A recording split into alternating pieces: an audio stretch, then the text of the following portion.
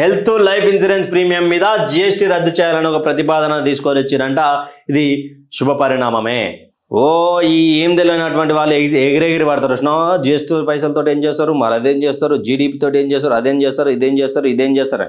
ఇవన్నీ కాంగ్రెస్ ఆడే డ్రామా. ఇది ఇప్పుడు పొద్దుగా లేసే వాళ్ళకి ఏం కంటెంట్ ఉండదు కదా, వాళ్ళకి ఏం కంటెంట్ ఉండదు. వాళ్ళకి ఏం కంటెంట్ లేక ఏం చేస్తారు, ఏదో పంచాయతీ ముందలు వేసుకుంటారు. ఆ ముందలు వేసుకున్నటువంటి పంచాయతీల వాళ్ళు ముందలు వేసుకుంటే మనం ఏం చేస్తాం, దాన్ని బజార్కు గుంజుకొస్తాం.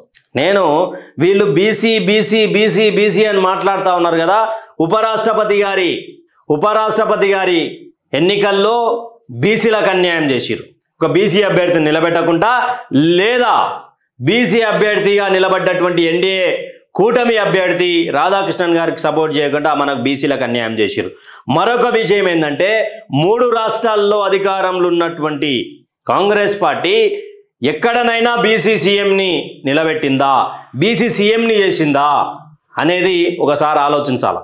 కనీసం తెలంగాణ రాష్ట్రానికి వస్తే, తెలంగాణ రాష్ట్రంలో ఉన్నటువంటి మంత్రుల పదవులలో ఎక్కువ శాతంగా రెడ్డిలకు ఇచ్చి ముఖ్యమంత్రిని రెడ్డిని చేసినటువంటి గంత కాంగ్రెస్ది కాదా?